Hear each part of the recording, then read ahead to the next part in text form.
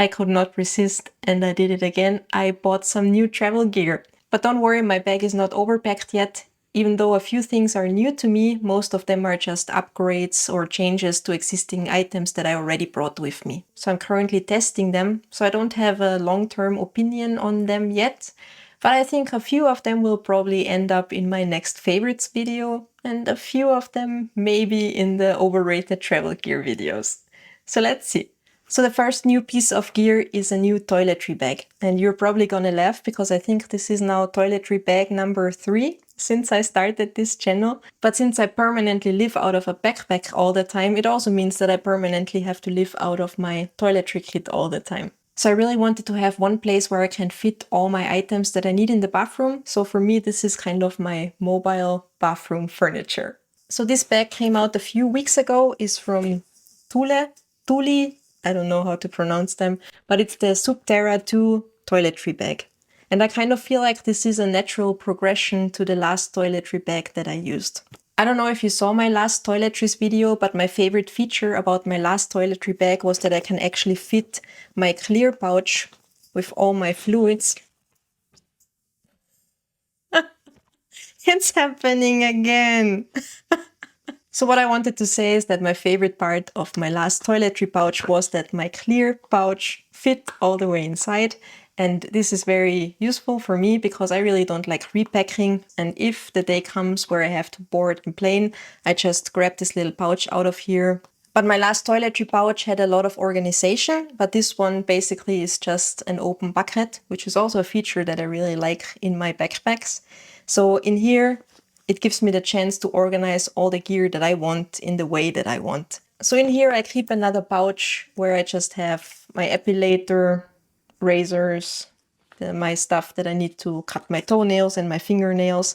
I have my hair comb, and there is enough space to add my solid toiletries in there as well.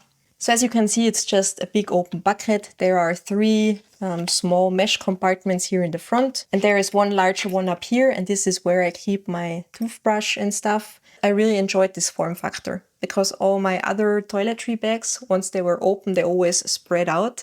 This one always just needs the same amount of space. I can just put it like this somewhere on a slim sideboard or something. And up here it also has some loops, so I could hang it up if I would want to.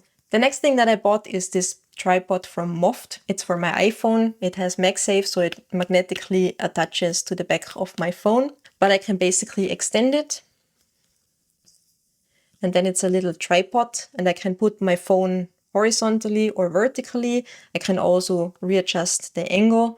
And so far, I really enjoyed using this thing, just, to talk on the phone, for video calls with friends and family, or also when we are somewhere and we just quickly want to snap a picture or a time lapse or something. I found this little thing very useful, and at the moment I always keep it permanently attached to the back of my phone. The next item that I bought is here in this mysterious pouch, and I got it last year on Black Friday, and I was very, very excited. And afterwards everybody made fun of me because it seems like this was a thing a couple of decades ago. I had no idea that it existed, and I find it super practical. So what I have in here is an immersion cooker, or like I used to call it, my water cooker stick. I don't drink coffee, but I love drinking tea, and I honestly refuse to pay €4 or more for a cheap tea bag with some lukewarm water. So I really enjoy being able to really drink tea on the road. Even though I would not recommend to fly with loose tea leaves in a Ziploc bag, but that's probably for another day. So the one that I have here is from a German brand called Rommelsbacher. It has 350 watts. You need to have a container that can take the heat, so I combined it with a hydro flask tumbler. And with that, water just boils in a few minutes. So thanks to this little stick, over the last few months, I think I saved a lot of money. I got to drink better tea. And it's also awesome for the standard emergency ramen pasta dinners in the hotel room that probably most people who travel a lot know what I'm talking about. And when I bought it, I thought I would only use it for the trips when we go by car. But I enjoy using it so much that I think I will probably make this a staple of my kit and just start bringing it everywhere with me. The next thing that I bought were actually recommended by some of you, and that is resistance bands. And I bought the fabric version because the reviews said that they are nicer when you use them on blank skin. And since I'm here in Spain in the heat, I thought this would work out well for me. Now I just need to figure out a way to actually use them more regularly. I found a few nice YouTube videos that I like to follow, but if you have any recommendations, and I bought myself a set of 3 different strengths, so I'm prepared for anything. The next item that I bought are those refillable toothpaste tubes from Matador. This is the larger size. There's a smaller size as well. It's a set of 2. And the reason why I bought it is because I was prescribed a cream from my doctor. But again, it only came in like this huge bucket where I just need a few drops. I think this is enough for half a year for me. And what I like very much about this is that I don't have to basically stick my finger into the container all the time to get it out. So this, I feel like, stays a little bit more hygienic in there. And they're very easy to refill and to clean, such as slide off this clip here in the back and then it opens up all the way. And so far I had no problems with leaking or anything, but obviously time will tell how it will hold up. So the next item on the list is this packable backpack from Osprey. We had a packable backpack for I don't know how many years from Eagle Creek. It finally broke on us a few months ago. And for a while we thought we can just go without, but then we quickly missed it and we came across this one. I really like about it that it has 2 bottle holders and also that it has rather comfortable straps. So I was a little bit surprised when I unpacked it the first time. I always have a hard time to pack it back into this tiny bag. But what I usually do is to just leave it unpacked and just put it flat into the laptop compartments of the backpacks that I never use anyways. The next item on the list is something we saw a lot on other travel videos recently, and that is the Philips One electric toothbrush. As you may know from my toiletry videos, I travel with a full-size Philips Sonicare toothbrush just because I like the power. I am not convinced that this small thing will clean nearly as well as my full-size toothbrush, but I already bought myself a second head for this one, and once we are going on a shorter trip the next time, I will test it out for myself. But we already found one very annoying flaw about this toothbrush. Amazon bought the more expensive version that you can charge with USB-C, but the other side of the cable is USB-A. And for some reason, no other USB-C cables than the one that it was delivered with works.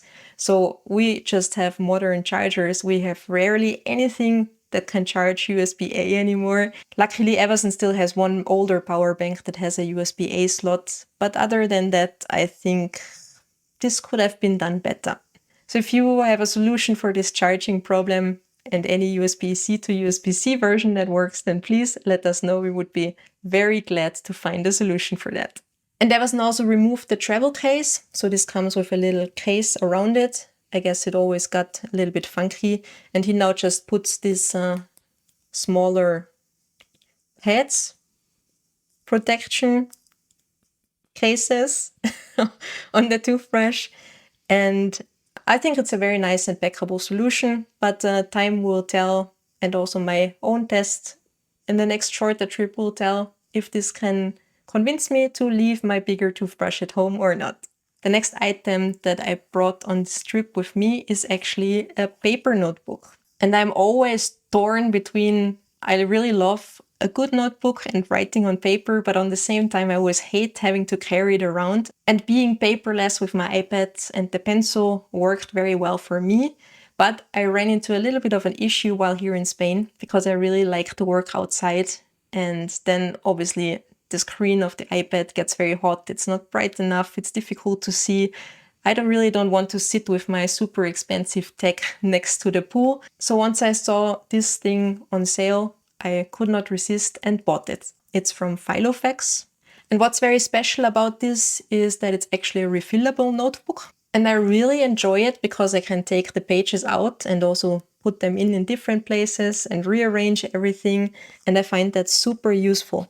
And usually refillable notebooks, they always have these huge rings, but this one does not. It just has small metal rings. So it's really not too bulky in my bag. And that also removes one of the biggest annoyances I personally always had with regular notebooks, that all the stuff in there or all my writing in there that is irrelevant, I always had to carry around with me because I could not remove them from the notebook. With this one, I can just take it out, throw it away, and only keep the things that I really want to have with me. The next tiny piece of gear is something that Everson bought himself. He always likes to shave in the shower, so he bought himself this small travel mirror. He actually punched himself a hole in there, so with that he can just hang it into the shower with those suction cups with the hooks that we have, that I also use to dry my soap pouches. The mirror is unbreakable, it's out of stainless steel, and it also comes with this nice little pouch to protect it. And he just throws it in his toiletry kit and he barely notices that it's there. The next piece of gear is also from Everson, but I always steal it from him. And he got himself this tiny power bank from Anka that has a lightning plug built in. It also comes as a USB-C version. I have this fancy MagSafe power bank, but I always have the problem here in Spain when it's so hot that everything just overheats. And I regularly have to put my phone in the fridge here to get it to work again. So I really enjoyed stealing his little power bank, and I find it very useful that you don't have to use a cable with it. And even though it has the same capacity as my MagSafe charger, it's really a lot smaller and also a lot more lightweight and much easier to pack. So I actually went to Amazon and I wanted to buy myself this same power bank, but then I came across a new power bank that Anka just released a few days ago, and for some reason it was available in Spain. It has a 10,000 milliampere hours capacity and it has an integrated USB-C cable. And the reason why I was excited to buy it is that it has actually an Apple Watch charger integrated, but one that actually fast charges my Apple Watch. So even though this thing was pricey, I did not want to wait for it to get cheaper and I just had to have it. So I bought it. Dropping things again. It also allows for pass-through charging, so I combine it with this tiny 30-watt charger that I stole from my husband. So I'm actually really considering downgrading my cable gear to just this tiny charger with one multi-cable and this power bank, because this would be a very small, lightweight way to charge all my devices. But I have to test that first. But the display of this thing is really impressive. I spend way too much time looking at it because it shows you like how many watts it uses to charge your devices and also how much time it needs to recharge the power bank.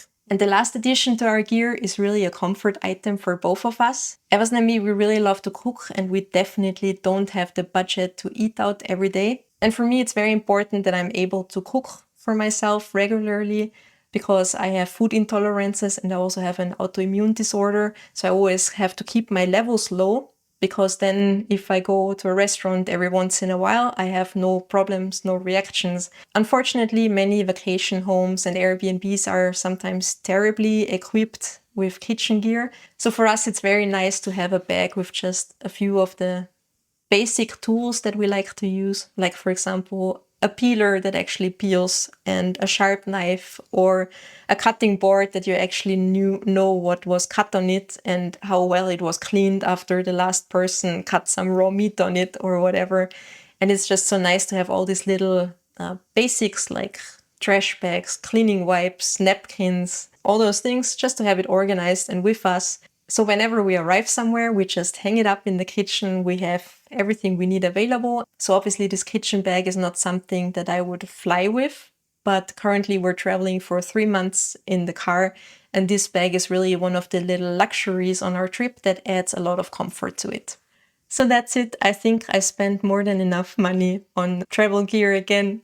If you have any recommendations or if you already tested any of those things that I newly bought, let me know how it went for you. And other than that, thanks for watching and I see you in the next video. Bye!